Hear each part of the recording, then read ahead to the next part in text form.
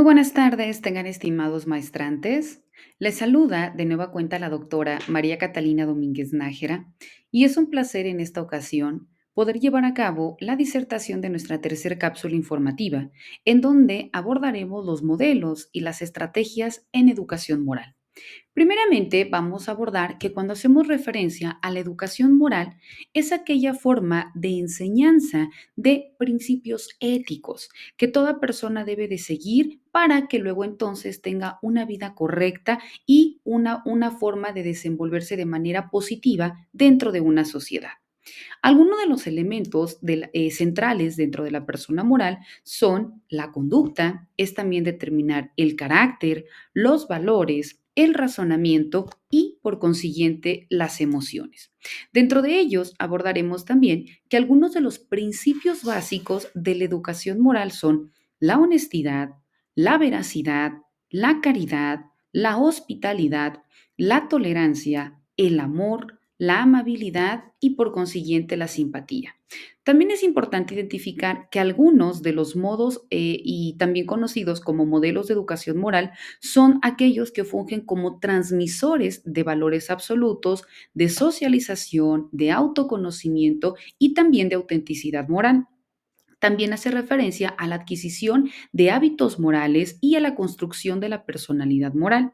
Por ello, se indica que una de las estrategias didácticas para la educación moral es propiamente en cuanto al enfoque basado en los problemas, donde todos los estudiantes con los que nosotros contemos deberán trabajar en grupos pequeños y este enfoque favorece al diálogo y también a la interacción que van a tener los estudiantes.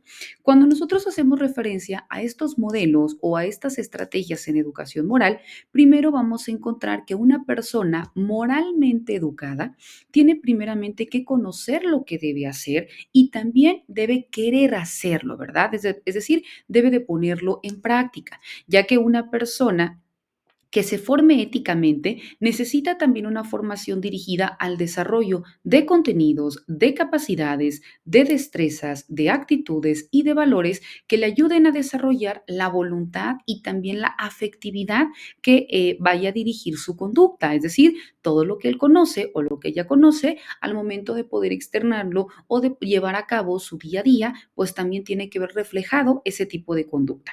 También es importante indicar que toda educación es moral, sin embargo, hay diferentes formas de poder atenderla. Primero encontramos la eficacia de la educación moral. Primero tenemos que partir que todo método exige la planificación de una serie de acciones que a partir de estas debemos nosotros de tomar en consideración cuáles van a ser las estrategias para ponerlas en práctica y para que en ese sentido exista un mayor proceso de aprendizaje y por consiguiente las técnicas correctas para poder llegar a ese fin. Una serie de actividades que posibilitan el logro de los objetivos para llegar a estas conductas correctas es precisamente conocer el modelo teórico del que se va a partir, es decir, la forma de transmitir lo correcto, los valores, las conductas, las actitudes, etcétera. Identificar también los objetivos que se quieren alcanzar y por consiguiente elegir las estrategias, las técnicas y las actividades sobre las cuales vamos a desarrollarlas. Una de las teorías dentro de estos modelos y estrategias, específicamente dentro de la educación moral, es la teoría de la educación moral y dentro de ella se encuentra la heterónoma y la autónoma. Cuando hablamos dentro de las teorías de moral heterónoma, son todas aquellas propuestas que entienden a la moral como un medio de adaptación del individuo a la sociedad, ya sea por mecanismos biológicos o también por condicionamiento. También se toma en cuenta el papel del sujeto que en muchas ocasiones se ve muy limitado dependiendo el círculo con el que interactúa, la forma también en que está aprendiendo ese tipo de conductas, llámese desde casa, llámese desde la escuela, llámese desde los grupos sociales, es decir, de todos aquellos factores o de todos aquellos elementos que también inciden dentro de un proceso formativo. Ahí estamos hablando de los agentes socializadores que también son importantes para moldear una actitud o una conducta, un comportamiento de la persona.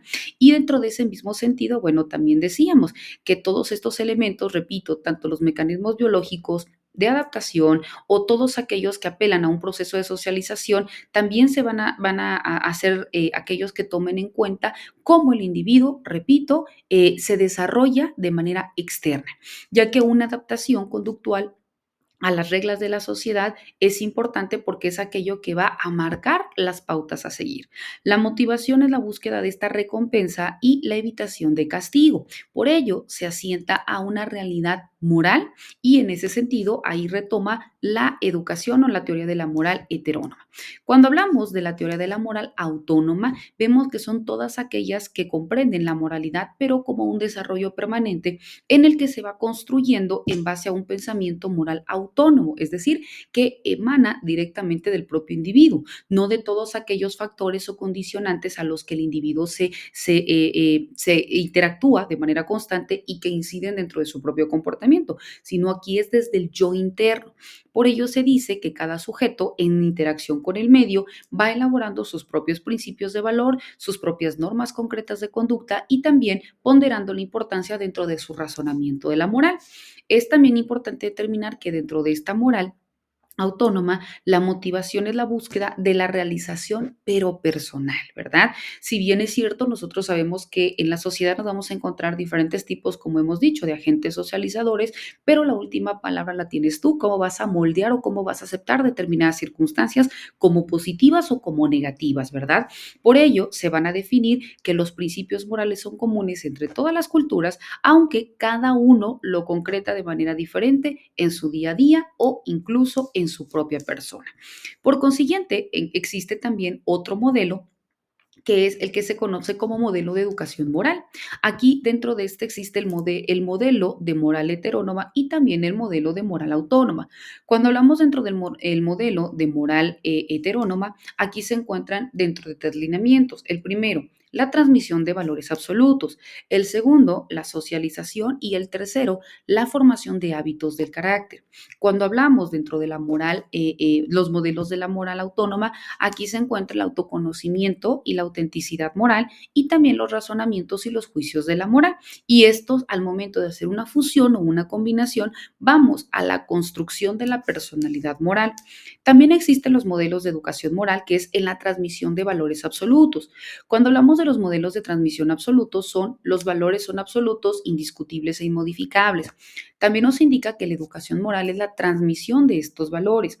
Otro punto importante es que el conflicto moral no es un problema de conciencia autónoma, ya que debe estar exteriormente resuelto.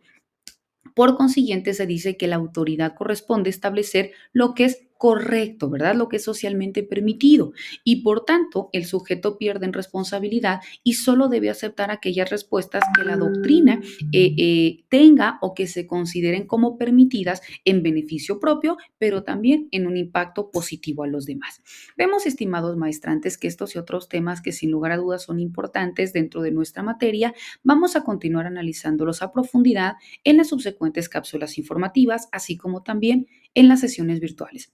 Quedando como siempre a sus apreciables órdenes, les deseo el mayor de los éxitos. Hasta luego.